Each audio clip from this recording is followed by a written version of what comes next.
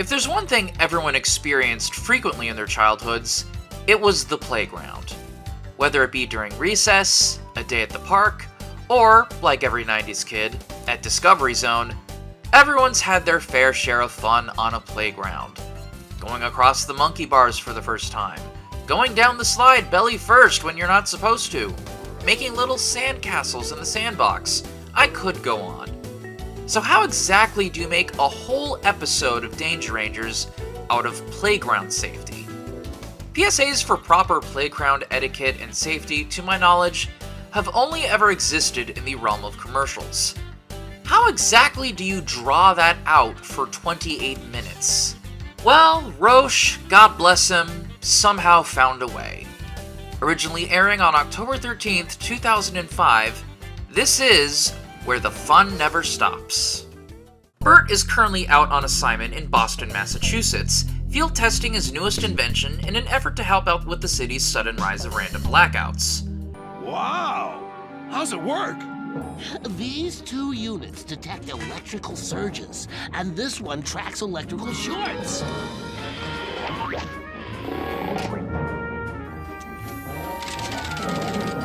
When they find a dangerous electrical problem, they join together and race off to repair it before anyone gets hurt. However, Bert is soon interrupted by some commotion at the playground across the street. Playground equipment is falling apart left and right, a raccoon gets tangled up in a worn-out swing, a group of kids are stranded on a broken slide, two kids are... they're just swinging. The Turtle radios headquarters for backup. As it turns out, this isn't just an isolated incident. Playgrounds all over Boston are literally falling apart. And now, a moment to enjoy Rob Potoff being overqualified at his job.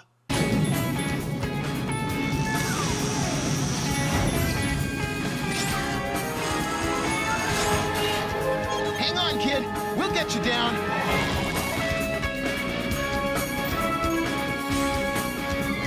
This has been a moment of enjoyment for Rob Potoff being overqualified at his job. Sully leads the team in rescuing kids, then makes a stunning observation. What the heck is that? That's the prize I was trying to grab for. Prize? Well, that's why you were swinging so wildly? Sure enough, all of the other kids keep talking about prizes.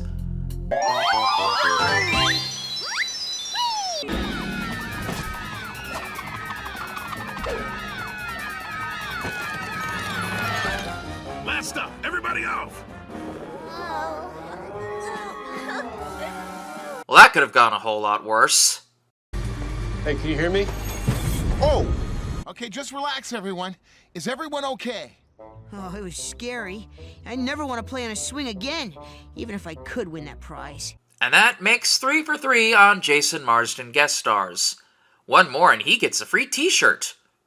No, not this one, not this one. This one is mine. I bet that was scary. And you know what? Sometimes accidents do happen. That's why you want to learn to keep yourself safe. Right, and if you're careful and know the rules, playgrounds can be loads of fun. Not even 5 minutes into the episode, and we're already at our first musical number. When You're Coming Down That Slide. Hey, mid-2000s kids. You like vaudeville? When you're coming down that slide, keep your arms and legs inside. Make sure that you don't collide With somebody else. I applaud Rogel for trying a new genre, but man, what a strange choice. Not saying that's a negative, this is still utterly catchy. When you're flying round and round, Don't step off that merry-go-round. let it stop. Then step on down, you see. And it The safety topics are laid out nicely and simply. Kevin is still carrying these numbers as he always does, and it seems Jerry took some singing classes because he isn't speak singing this time. on the playground at the park. Never stay out after dark.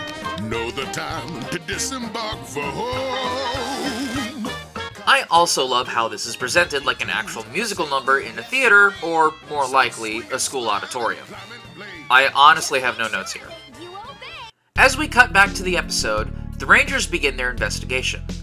By playing on the playground equipment, little compartments reveal themselves containing toys. The problem is, however, in order for a kid to even attempt to get these toys, they'd have to intentionally play rough, swing higher than you should, spin the merry-go-round faster than you should. I don't really know how the slide works? A quick interrogation of the park inspectors reveals they've never seen these prize compartments until today. Even if they were approved, the playground equipment just couldn't handle such rough play. Squeaky finds a label for the equipment's manufacturer, the Play Along Playground Equipment Company. Play Along Playground Equipment, where the fun only stops when you do. Oh, brother, yeah, more like where the fun stops because the stuff falls apart like a cheap soup in a monsoon. Burble and Bert head off to deal with the other playgrounds in the area, while Sully, Kitty, and Squeaky pay Play Along a visit to find out just who is behind these cheaply made pieces of equipment. Once the three arrive at the factory, the place looks deserted, as if Play Along went out of business a long time ago. After a quick message about staying out of abandoned buildings, the trio head inside. Meanwhile, we focus on Bert as he's investigating another playground. However, he's soon interrupted and kidnapped.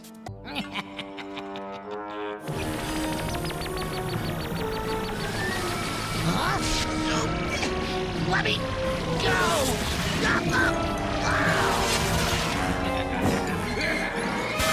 Back with Sully, Kitty, and Squeaky, their theories are correct. Play Along is definitely long gone, but someone is still using their old equipment. That's when Savo alerts the three that Bert and Burble have disappeared. Ranger Bert and Ranger Burble have disappeared. What? Okay, we never saw Burble get caught, but sure, he's gone too.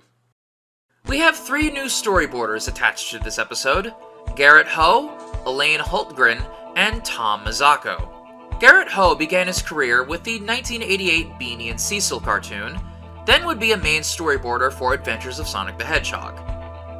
Ho would proceed to bounce back and forth between Warner Animation and Disney TVA, working on things like Tiny Toon Adventures, Timon and Pumbaa, Tasmania, Hercules, Space Jam, Buzz Lightyear of Star Command, Ozzy and Drix, and House of Mouse.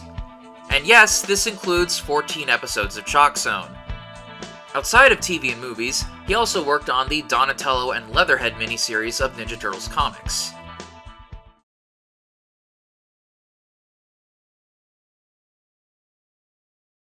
Elaine Hultgren is another one of those names you start to see everywhere once you become really familiar with her name. Hultgren spent most of the 80s and 90s mainly on action cartoons.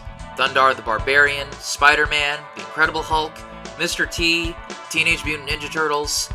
That changed when she became the lead storyboard director for the entirety of Gem. She then got work on shows like Denver the Last Dinosaur, The Addams Family, Rocko's Modern Life, and The Tick. Her biggest contribution before joining Danger Rangers was as a character designer for Adventures from the Book of Virtues. As for Tom Mazzocco, he probably has some of the beefiest credentials out of anyone from the storyboard department, working on big titles like The Little Mermaid, Fern Gully, Pocahontas, and Hercules. Not the TV show, the actual movie. He also worked as an animation timer for The Simpsons, starting from the show's 4th season and ending with the 22nd. Of the 3, Mazzocco is still active, with his most recent credit being Justice League War World in 2023. As we return from the awkward fade-out from where a commercial break would go, the trio make a run back to the hovercraft. Gabriella and Savo are somehow unable to get a reading on either Bert or Burble's locations, which doesn't make any sense as it would take a lot to jam the signals of their Savo units.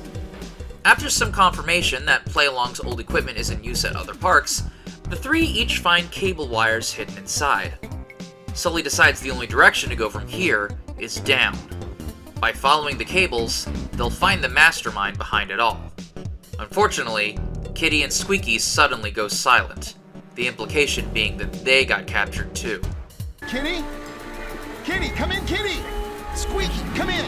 GB, what's going on? Sully, 2 more Rangers are missing.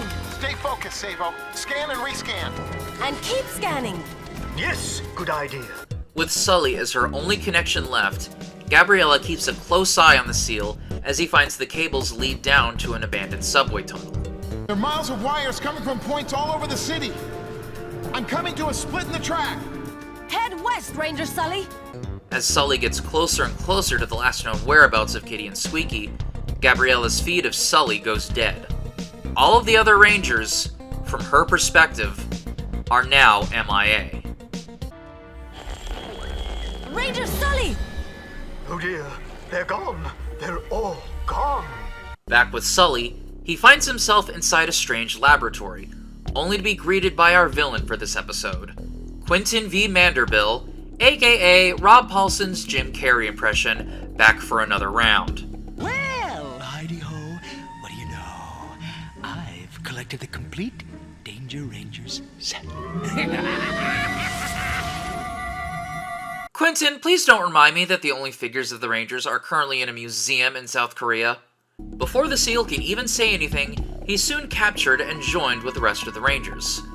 Why did you Danger Rangers have to come meddling around my playgrounds when I am this close? Ow! To the greatest breakthrough in the history of science! Answer me that! Sir, please put some pants on. You're on PBS Kids. I'm pretty sure Dragon Tales comes on after you. Manderbill here is a former teen genius turned mad scientist, whose latest invention is a teleporter. A teleporter that still has some kinks to work out. As it turns out, this teleporter is powered by what he calls kinetic energy, the energy exerted by children while they're on playground equipment. By rigging the playground equipment with toys to encourage rougher play, he can give his teleporter all the juice it needs to function properly. The downside is pretty obvious. While Sully gives Manderbill some level of respect for wanting to innovate travel with teleporters, he still has to point out how dangerous his kinetic energy method is. Manderbill takes it well. Quentin, your transporter may be a brilliant idea, but you're putting a lot of kids in danger on that equipment. There you see, I knew you wouldn't understand. You know why? I'll tell you why. Because no one understands! That playground equipment means nothing to me. The kids mean nothing to me. And if a few of those little yard monsters have to scrape their knees on the way to the greatest achievement of my life, then I say scrape away, baby! The Mallard decides to leave the Rangers stranded in his lab while he makes a getaway in his teleporter. One non-existent commercial break later, Bert realizes that his amp eater is probably detecting the sudden power surge from the teleporter, but just like their Saba watches, the signal for it is jammed. Thinking fast, Sully has Kitty use her tail to grab a nearby telephone. Kitty, can you reach that phone with your tail? It's worth a try.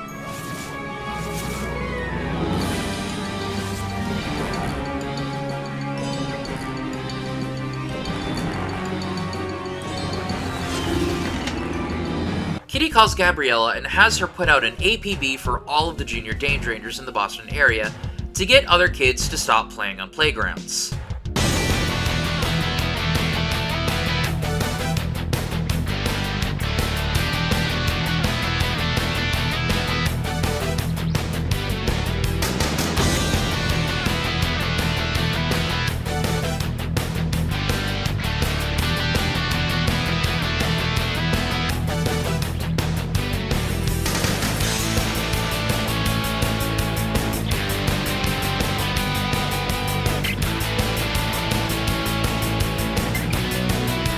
With the playgrounds now abandoned, the lab's power starts to wane, freeing the Rangers from their bonds and putting Manderbill's plans to teleport to Europe on ice.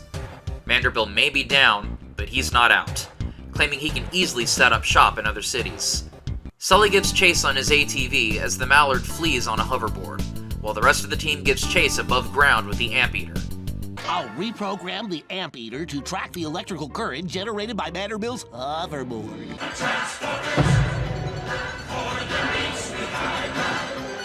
Eventually, Manderbill thinks he's escaped, finding himself back at the playground that started this whole shebang. But the Rangers, sans Sully, quickly locate and apprehend him.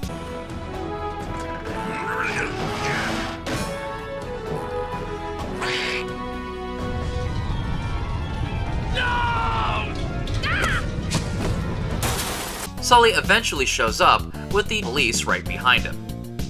My kinetic energy is the future of travel. I am the future. I'll be back, Danger Rangers. You'll see. You'll see. Ooh, I've always wanted to ride in one of these. I know. I'll make the siren noise. Woo, woo, woo, woo. With Manderbill now in police custody, the raccoon from earlier in the episode joins in, eager to become a Danger Ranger as well. All you gotta do is stay on your toes. Use your head. Live by the rules. And be Danger Ranger ready whenever problems come your way. Unfortunately, his request has triggered the last musical number of the episode, Keep Yourself Safe.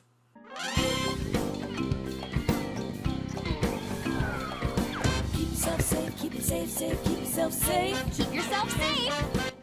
Other than Tasia Valenza now joining in the vocals, this is another ho-hum of a song. The phrase, keep yourself safe, takes up most of the lyrics. I'm not really the biggest fan of the kids interjecting themselves into the song, and you can easily swap the lyrics about playground safety with any other safety topic, meaning there's not much originality to speak of. Passable at best, forgettable at worst. What you about to do? Have you thought it through? Will it be safe? I'm being careful.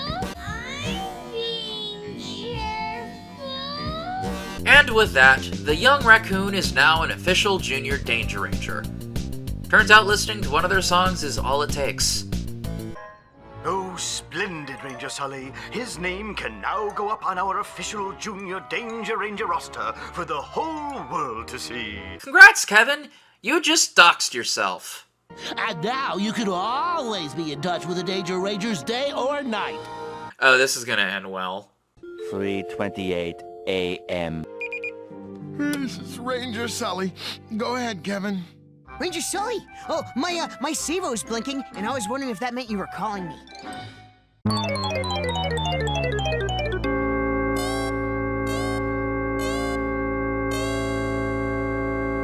We end the episode with Kevin and Savo deep in conversation as we pan out from Mount Rushmore. Know what I was thinking? Oh, do tell. Well, when I grow up, I'm gonna be a real Danger Ranger. I'm gonna fly in a hovercraft and live in the top secret headquarters and play with the... With each passing episode, we find ourselves with more and more interesting villains for the Rangers to face off against. Octodon may have temporarily ruined the Rangers' reputation, but he was bogged down by show don't tell. Rusty set a bad example to some kids and nearly ended the lives of most of the Rangers. However, Manderbill is the first villain to actively and intentionally harm kids in order to fulfill his goals. If the children of Boston injure themselves trying to get the toys he hid in faulty playground equipment, he doesn't give a damn. All that matters is he has his teleporter. Now, sure, teleporters would have revolutionized the way we travel, but Manderbill's kinetic energy is obviously not the way to go. It's impressive that Sully takes the time to compliment Manderbill for his invention and try to suggest an alternative fuel source, but as soon as he said, "Fuck them kids," the gloves were off. He needed to be stopped. Manderbill also would have been the show's first recurrent villain. He would show up again in one of the unfinished books sketched out by Scarborough, and he would have returned in Season 2, this time with an electromagnet that would have solved the world's energy crisis at the cost of turning the surrounding area into a magnetic death trap. See my video on the unfinished second season to hear more about that plotline. It's also in this episode where we get a good look at just how the Junior Danger Ranger system works. Kids who uphold the law and are ever alert for any potential dangers are hand-selected by the Rangers to not only hold down their neck of the woods when the Rangers aren't around, they can also be extra eyes and ears for the team when a serious threat emerges, as they have direct contact with the Rangers at all times. It sets up a potential future where grown-up Junior Danger Rangers could potentially graduate to become full-time Rangers when current team members retire, or even set up branches in other parts of the world. It's the kind of world building I love that I wish got more focus on if the show were still around today. As for the episode itself, I think it did good by taking a simple topic like playground safety and turning it into something that wasn't just a simple list of what not to do while at recess.